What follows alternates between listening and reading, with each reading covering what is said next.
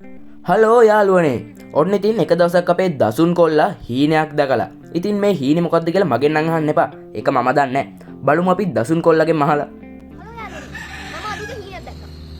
ඒ හීනේ මම දැක්කේ මම බිම තිබ්බ පැලයක් අරගෙන අපේ වත්තේ හිටුවා. ඊට පස්සේ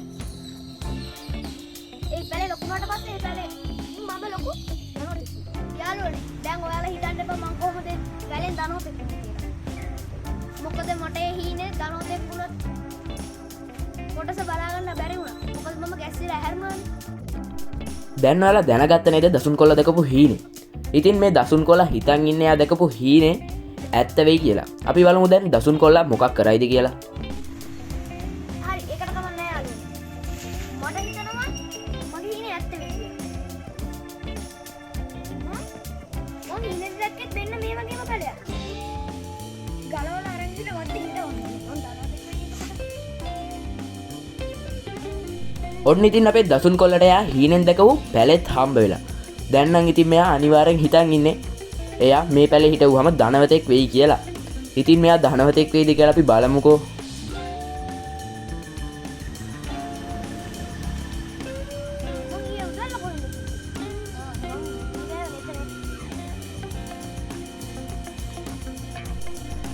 දසුන් කොල්ලා උදැල්ලත් හොයාගෙන ඔන්න ඉතින් දැන් වත්තට යන්නේ මේ පැලේ හිටව ගන්න. දසුන් කොල්ලා ඇවිදා යන විදිහට නම් පේන්නේ නිකම් වූ උදේට කැඳ බීලා වගේ.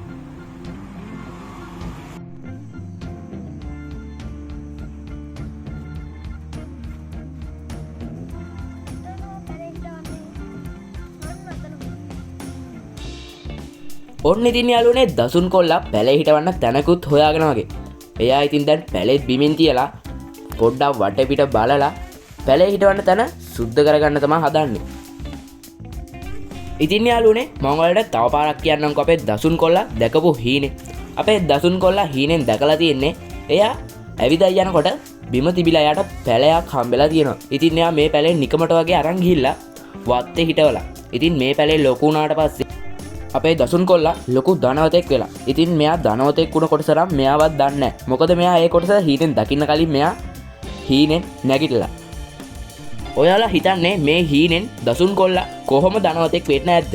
ඉතින් පැලයක් හිටවලා කොහොමද ධනවතෙක් වෙන්නේ? ඉතින් ඔයාලට හිතෙනවා නම් මෙයා කොහොමද පැලයක් හිටවලා ධනවතෙක් වුණේ කියලා ඔයා අනිවාර්යෙන් කමෙන්ට් එකක් දාගෙන යන්න මෙයා ධනවතෙක් වුණේ කොහොමද කියලා.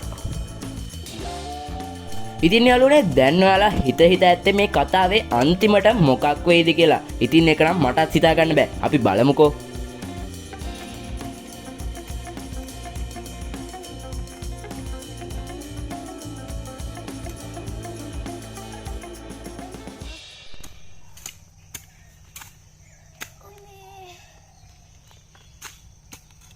දැන් නම් ඇති. මේ පැලේකෝ. ඒක පැලෙක් කොටලාද පැලේකෝ. මේ තියෙන්නේ. ඔන්න ඉතින් දසුන් කොල්ලා පැලේ හිටවන්න වලා හාරගෙන ඉවරයි. දැන් ඉතින් දසුන් කොල්ලා පැලේ හිටවන්න තමයි යන්නේ. අපි බලමු දසුන් කොල්ලා කොහොම පැලේ හිටවයිද කියලා. ඔන්න ඉතින් දසුන් කොල්ලා හිමීට පස් චුට්ට දදා පැලේ හිටවන්න පටන් ගත්තා. ඉතින් මෙයාට පැලයක් හිටවන්න හෙන වෙලාවක් යයි වගේ මෙයා ඉතින් පස් දාන්න හෙන හිමීටනේ. ඒ පැලෙත් නිකන් අමුතු ලස්සනක් තියෙනවා වගේ නේ යාළුවනේ. ඔන්න ඉතින් යාළුවනේ දසුන් කොල්ලා පැලේ හිටවගෙන බලන්නකෝ පැලේ තියෙන ලස්සන. ඉතින් මේ පැලේ මෙයා කොහොමද ධනවතෙක් වෙයිද කියලා මට නම් තාම හිතා ගන්න බෑ.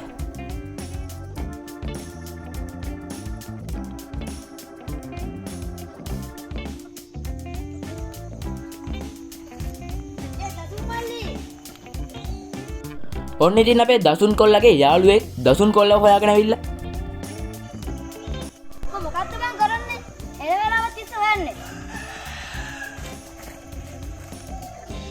මම පැලයක් හිටවුවා.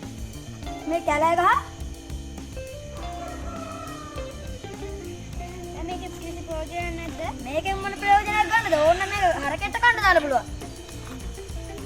එතකොට මේ පැලෙන් කිසි වැඩක් නැද්ද?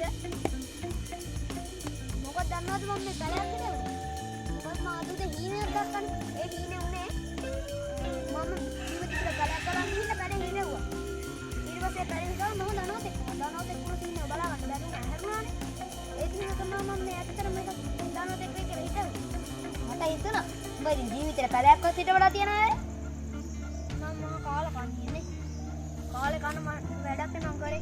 දැක්කනේ යාළුවනේ මට වෙච්ච විපත. මේ පැලෙන් කිසිම ප්‍රයෝජනයක් නැහැලුනේ. මේ පැලේට මම යනවා යාළුවනේ. දැක්ක නේද යාළුවනේ? අපේ දසුන් කොල්ලට එයා කරපු මෝඩ වැඩේ ගැන දැන් තේරිලා. ඉතින් අපේ දසුන් කොල්ලා පව්. මේ වගේ තවත් සුපිරි වීඩියෝ බලන්න ඔයා අපේ මේ channel එක subscribe කරලා bell notification එකත් click කරලා තියාගන්න. ඉතින් මේ වීඩියෝ එක හොඳයි කියලා හිතනවා නම් අනිවාර්යෙන් මේ වීඩියෝ එකට like එකකුත් දාන්න.